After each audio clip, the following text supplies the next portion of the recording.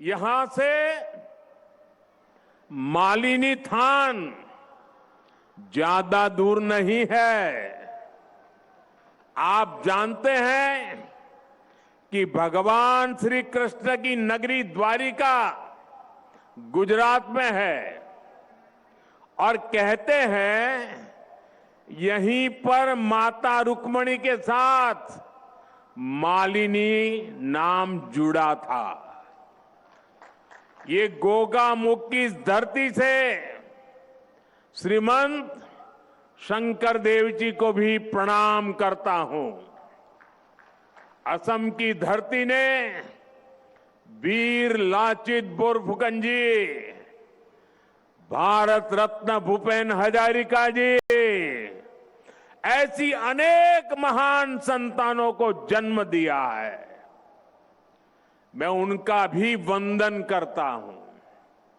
साथियों, पहले सर्बानंद सोनोवाल जी का नेतृत्व और फिर हेमंता बिस्वा शर्मा जी की अगुवाई, बीते 10 वर्षों में असम ने सेवा और सुशासन का नया दौर देखा है। असम का ये चुनाव विकसित असम से विकसित भारत बनाने का चुनाव है। इस बार बीजेपी एनडीए सरकार की हैट्रिक लगनी तय है। आप मुझे बताइए, हैट्रिक होगी कि नहीं होगी? और जोर से बताइए, हैट्रिक होगी कि नहीं होगी? दोनों हाथ ऊपर करके बताइए, हैट्रिक होगी कि नहीं होगी? और कांग्रेस के पराजय की भी हैट्रिक होने वाली है। असम लगातार तीसरी बार बीजेपी एनडीए सरकार बना रहा है और कांग्रेस के जो सो कॉल्ड राजकुमार है ना, उनकी तो पराजय की सेंचुरी आने वाली है। साथियों, ये यहां इस मंच से मैं असम बीजेपी के सभी नेताओं को बहुत बहुत बधाई देता हूं। असम बीजेपी की टीम को बधाई देता हूं। बीते 10 वर्षों के प्रयासों को नया आयाम देते हुए असम बीजेपी ने कल एक शानदार संकल्प पत्र जारी किया है और कल मंगलवार था। मंगलवार को जारी हुआ ये संकल्प पत्र असम में और मंगल लाने वाला है। यानी मंगलवार को आया है मंगल पत्र। ये मंगल करने वाला संकल्प पत्र है। इसमें असम के युवाओं के लिए सरकारी नौकरी और स्वरोजगार के लाखों अवसरों का स्पष्ट रोड मैप है। 5 लाख करोड़ रुपए इंफ्रास्ट्रक्चर पर खर्च करने का संकल्प भी बहुत ही प्रशंसनीय है। इससे असम में सुविधाएं भी बढ़ेगी और कंस्ट्रक्शन से जुड़े हर सेक्टर में रोजगार के भी अनेक अवसर बनेंगे। साथियों, बीते वर्षों में असम के 22 लाख से अधिक गरीब परिवारों को पक्के घर मिले हैं। मैं जरा फिर से बोलता हूं आंकड़ा, 22 लाख से अधिक गरीब परिवारों को असम में 22 लाख से अधिक गरीब परिवारों को पक्के घर मिले हैं। मैं जरा आपसे पूछना चाहता हूं, यहां के गरीबों को कितने पक्के घर मिले हैं? 22 लाख। कितने पक्के घर मिले हैं? जोर से बताइए, कितने घर मिले हैं? गरीबों को कितने पक्के घर मिले हैं? ये घर घर पहुंचाइए। 22 लाख गरीब परिवारों को पक्के घर मिलना मतलब उनको एक नई दुनिया का जन्म हो जाता है। बीजेपी का संकल्प पत्र कहता है कि जिनको अभी तक पीएम आवास के घर नहीं मिले हैं, उनको भी पक्के घर मिलेंगे। आने वाले समय में 15 लाख और गरीब परिवारों को पक्के घर की गारंटी पक्की है। गरीब परिवारों के बच्चों को केजी से पीजी तक मुफ्त शिक्षा की घोषणा भी प्रशंसनीय है। साथियों, असम की बहनों बेटियों के लिए तो डबल इंजन सरकार का डबल बेनिफिट और भी आकर्षक होता जा रहा है। मैं जो आंकड़े बोल रहा हूं याद रखोगे? घर घर बताओगे? हर बूथ में बताओगे? मैं बताता हूं, लखपति दीदी अभियान से असम की बहनों को बहुत लाभ हुआ है। अभी तक असम की करीब 3 लाख बहनें लखपति बाइदो बन चुकी है। जरा मुझे बताइए, कितनी लखपति बाइदो बनी है? 3 लाख। कितनी लखपति बाइदो बनी है? जरा जोर से बताइए, कितनी लखपति बाइदो बनी है? कल असम बीजेपी ने ऐलान किया है कि अब डबल इंजन सरकार 40 लाख बहनों को लखपति बाइदो बनाने के लिए प्रयास करेगी। कितनी? कितनी? 40 लाख बहनों को। आप सोचिए, 40 लाख बहनों को मतलब 40 लाख घरों में कोई न कोई लखपति दीदी बनने वाली है। साथ ही असम बीजेपी ने अरुणोदय योजना में और अधिक बहनों को जोड़ने में और हर महीने मिलने वाली मदद को बढ़ाने की भी गारंटी दी है।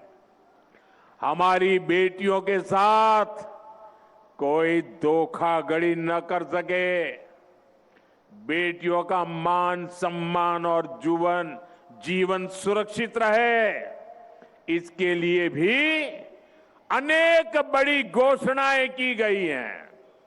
साथियों, असम में यूनिफॉर्म सिविल कोड लागू करना और हमारे आदिवासी समाज 6 शेड्यूल एरिया की संस्कृति और परंपराओं को सुरक्षित रखना, ये असम की पहचान बचाने के लिए बहुत बड़ी घोषणाएं हैं। और आप जानते हैं, बीजेपी जो कहती है वो करके दिखाती है। साथियों, किसानों का सशक्तिकरण डबल इंजन सरकार की बहुत बड़ी प्राथमिकता रही है। असम के 20 लाख किसानों को अभी तक पीएम किसान निधि के तहत 7,500 करोड़ रुपए मिल चुके हैं। अब असम बीजेपी ने घोषणा की है, कि यहां के छोटे किसानों को हर वर्ष 11,000 रुपये अतिरिक्त मिलेंगे। इसके अलावा असम बीजेपी ने ट्रैक्टर, पावर टिलर और गायें खरीदने के लिए बहुत बड़ी मदद देने का ऐलान किया है। साथियों, बारिश और बाढ़ से भी सबसे अधिक नुकसान मेरे किसान भाई बहनों को होता है। मुझे बहुत संतोष है कि पीएम फसल बीमा योजना से असम के करीब 11 लाख किसानों को 730 करोड़ रुपए से अधिक का क्लेम मिल चुका है। लेकिन बीजेपी एनडीए सरकार का निरंतर प्रयास है कि बाढ़ की समस्या का भी स्थायी समाधान निकले। बीजेपी सरकार सैकड़ों करोड़ रुपए यहां आधुनिक तटबंध बनाने पर खर्च कर रही है। ब्रह्मपुत्र की सुबनसिरी नदी की गहराई को बढ़ाने के लिए प्रयास किए जा रहे हैं। Subansiri lower hydro electric project भी फ्लड को कंट्रोल करने में काफी मदद करेगी। अब असम बीजेपी ने राज्य को बाढ़ की परेशानी से मुक्त करने के लिए 18,000 करोड़ रुपए के विशेष मिशन का संकल्प किया है। 18,000 करोड़ रुपए किसानों के लिए। कितने? आपको याद रखना पड़ेगा। कितने? जरा जोर से बताइए कितने? 18,000 करोड़ रुपए। कितने? किसानों के लिए कितने? ये पैसा बाढ़ की परेशानी कम करेगा और मेरे किसानों की रक्षा करेगा। इस क्षेत्र के विकास को नई गति भी देगा। साथियों, बीते एक दशक में असम ने विकास का एक लंबा सफर तय किया है। ये जो 20-25 साल के नौजवान हैं, इन्होंने बीजेपी एनडीए का सुशासन ही देखा है।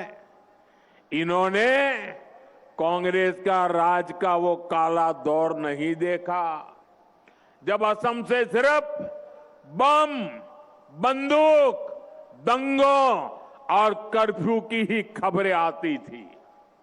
डबल इंजन सरकार ने बीते एक दशक में असम को स्थायी शांति की नई राह दिखाई है।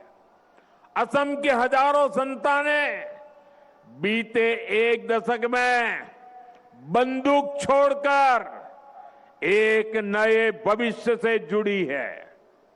आज असम से सिर्फ विकास और विश्वास की ही खबरें आती है।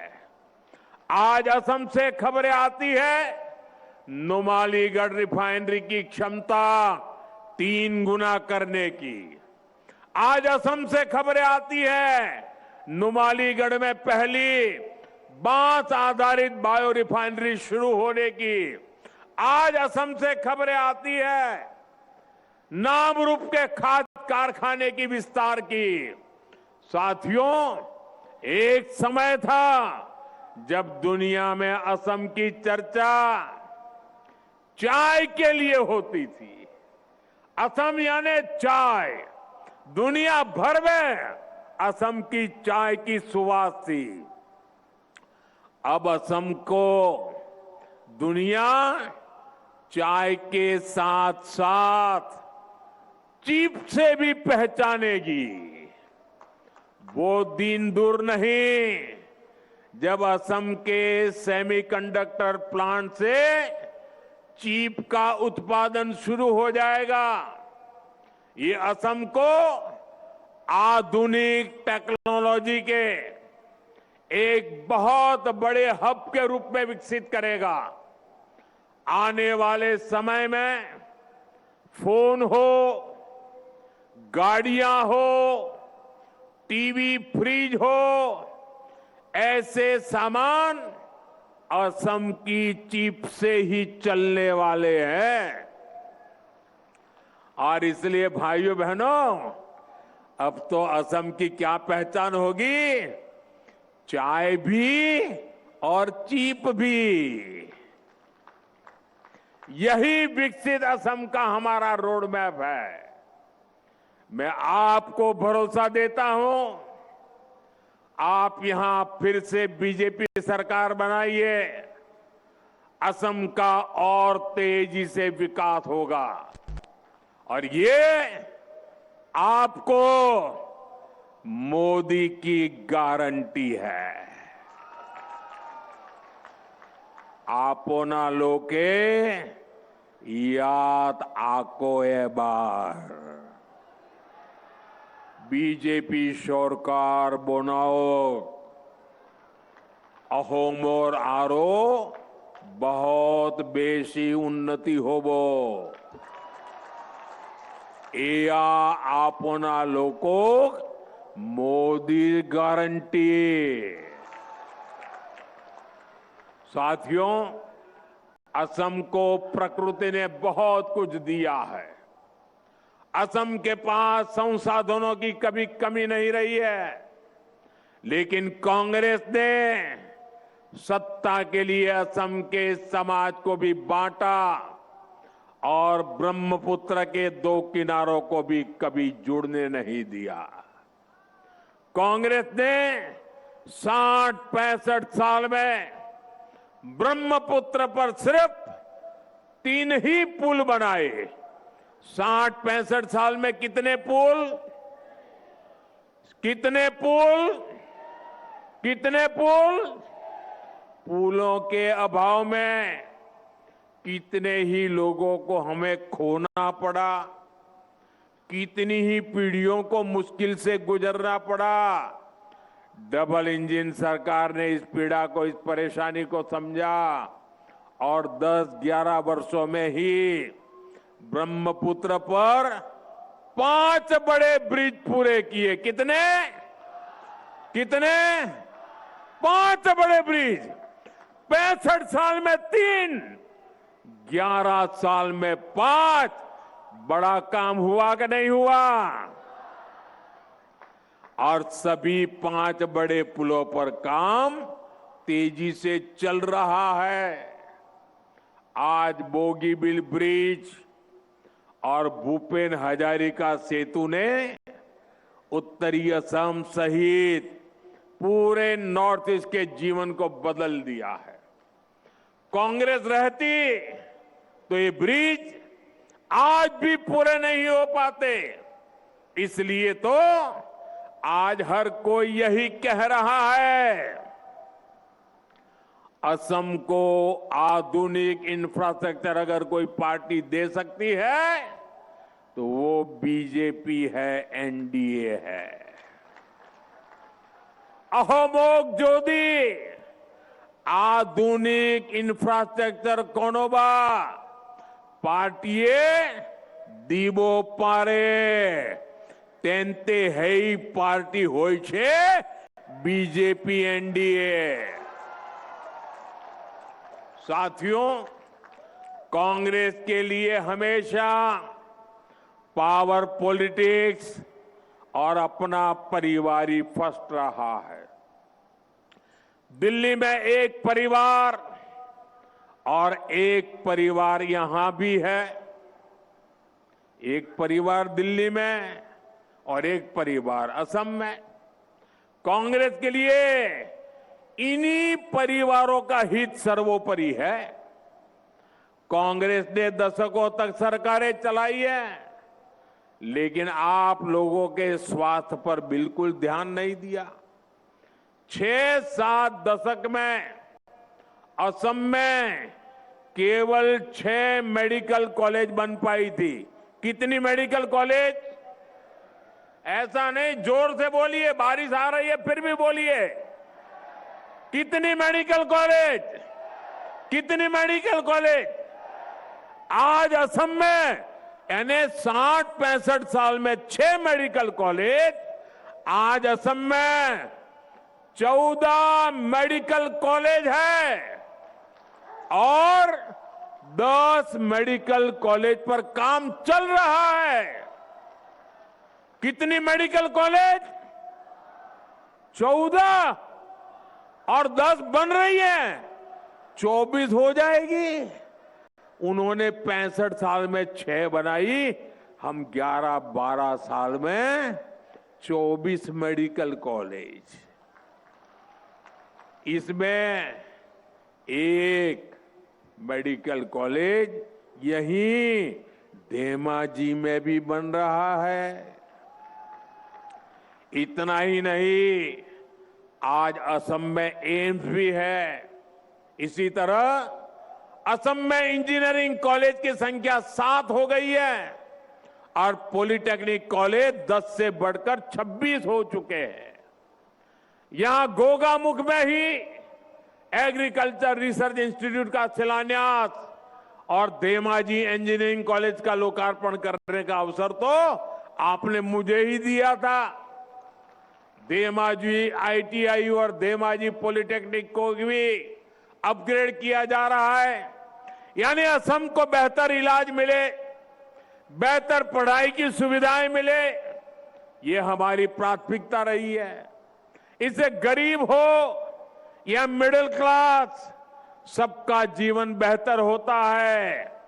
असम के गरीब और मध्यम वर्ग का कल्याण बीजेपी की बहुत बड़ी प्राथमिकता है। अहो मोर दुखिया आरो मध्योवित्तो श्रेणीर उन्नति कोरा तो बीजेपी मूल प्राथमिकता।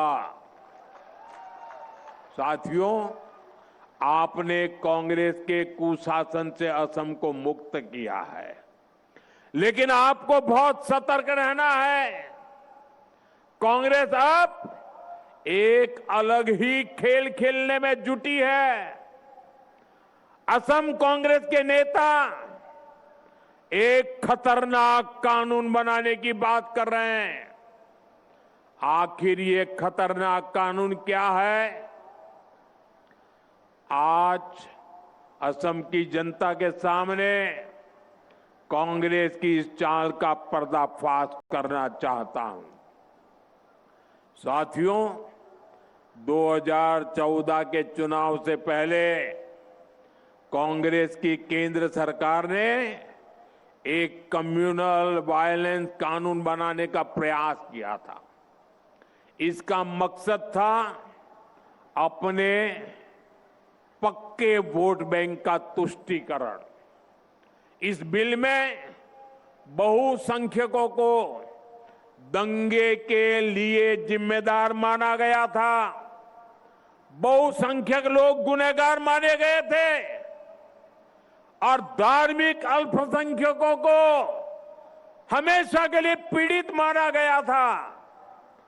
ये बिल अपने आप में सांप्रदायिक था, इसलिए बीजेपी एनडीए ने संसद में ये कानून नहीं बनने दिया।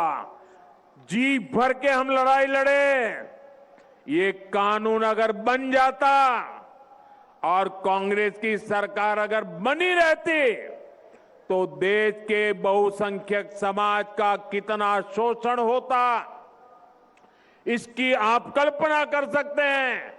बाबा साहब आंबेडकर ने जो संविधान बनाया, उस संविधान के पीठ में छुरा भोंकने का एक खेल चल रहा था। साथियों, अब 12 साल बाद कांग्रेस यहां असम में भी उसी तरह का कानून बनाने की घोषणा कर रही है। और ये कोई मेरा आरोप नहीं है, खुद कांग्रेस के नेता खुलेआम ये घोषणाएं कर रहे हैं।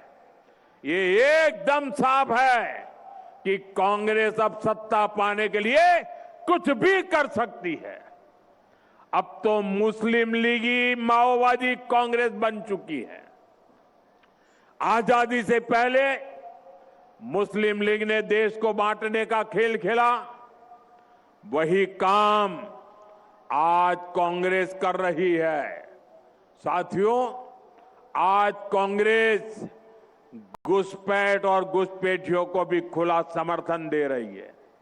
पहले कांग्रेस असम में घुसपैठियों को खुली छूट देती थी, यहां किसानों और आदिवासियों की जमीन पर कब्जे करने दिए। अब जब बीजेपी एनडीए सरकार इस अवैध कब्जे को हटा रही है तो कांग्रेस इस पर भी बवाल कर रही है।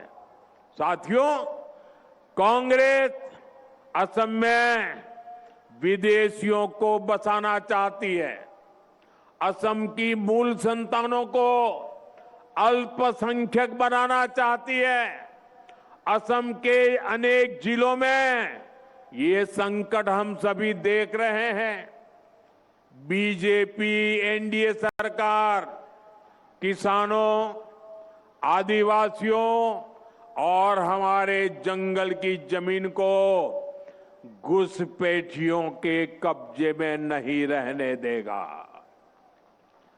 अवैध कब्जे के खिलाफ बीजेपी एनडीए सरकार की कार्रवाई जारी रहेगी। असमिया शान और पहचान बनी रहेगी, ये मोदी की गारंटी है। साथियों, बीजेपी एनडीए सरकार का मंत्र है नागरिक देवो भव। जो किसी भी कारण से विकास में पीछे छूट गया है, उसके आगे लाना ये हमारी प्राथमिकता है।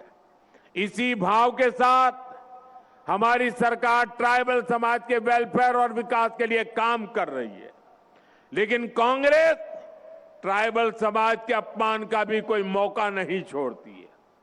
यहां मिसिंग जनजातीय समाज को भी दशकों तक कांग्रेस की उपेक्षा का सामना करना पड़ा है। यह हमारी सरकार है जिसने बीते 10 वर्षों में मिसिंग समुदाय के विकास के लिए अनेक कदम उठाए हैं। और ये मेरा सौभाग्य देखिए, ये मिसिंग समाज ने मेरा सम्मान किया है। ये मेरे लिए बड़ा गौरव है, ये मेरी भी शान बढ़ा रहा है। मैं मिसिंग समाज के इस प्यार को सर आंखों पे चढ़ाता हूं। आज सैकड़ों प्राइमरी स्कूलों में मिसिंग में पढ़ाई हो रही है। मिसिंग यूथ फेस्टिवल के आयोजन के लिए करोड़ों रुपए की मदद दी गई है। मिसिंग युवाओं के रोजगार के लिए भी डबल इंजन सरकार निरंतर नए कदम उठा रही है। मैं आज जितने भी जनजातीय समाज है, सभी को आश्वासन देने आया हूं कि सबके सपनों, सबकी आकांक्षाओं को पूरा किया जाएगा। भाजपा विकास और विरासत दोनों के लिए काम करने वाली पार्टी है।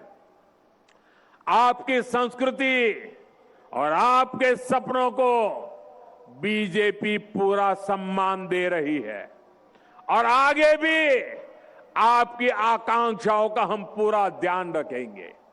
साथियों, बीजेपी एनडीए सरकार विकसित असम के लिए लगातार काम कर रही है।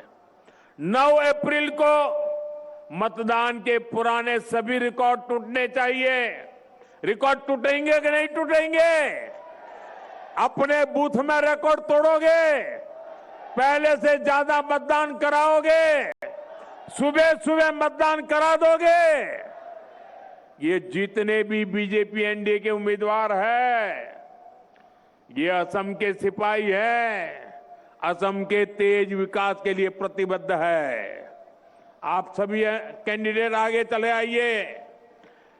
आप इन सभी को जरूर एमएलए बनाइए, बनाएंगे। साथियों, आप मेरा एक काम और करेंगे? मेरा एक काम करेंगे? जरा हाथ ऊपर करके बताइए, करेंगे? आप यहां से अपने घर जाएंगे, मतदान होने तक घर घर जाना है और परिवार में जिससे भी मिलना हो जाए उनको कहना कि मोदी जी आए थे और मोदी ने आप सभी को बोहाग बिहू की शुभकामनाएं भेजी है। बता दोगे? बोहाग बिहू की शुभकामना पहुंचाओगे? देखिए, आज मेरा सौभाग्य है, आज चुनाव प्रचार के लिए, चुनाव घोषित होने के लिए मैं पहली बार असम आया और आते ही मैंने क्या किया, आज सबसे पहले सुबह मैं टी गार्डन में गया। टी गार्डन में जाकर के टी गार्डन में काम करने वाली बहनों के आशीर्वाद लिए, उनको प्रणाम किया, उनकी शुभकामनाएं लेकर के मैं निकला हूं और मैंने उनसे जिंदगी जिस चाय से मेरी जुड़ी हुई है, उस चाय की पत्ती को कैसे तोड़ते हैं उसको भी सीखा। साथियों, आपका ये प्यार मैं देख रहा हूं, जरा दिल्ली वालों को समझ नहीं आएगा, ये बारिश के बावजूद भी इतनी संख्या में लोगों का खड़े रहना, लगातार बारिश के बावजूद भी इतने लोगों का आना, ये हैट्रिक की गारंटी है, हैट्रिक की। और नामदार के पराजय की सेंचुरी की भी गारंटी है। बोलिए मेरे साथ, भारत माता की, भारत माता की, भारत माता की। बहुत बहुत धन्यवाद।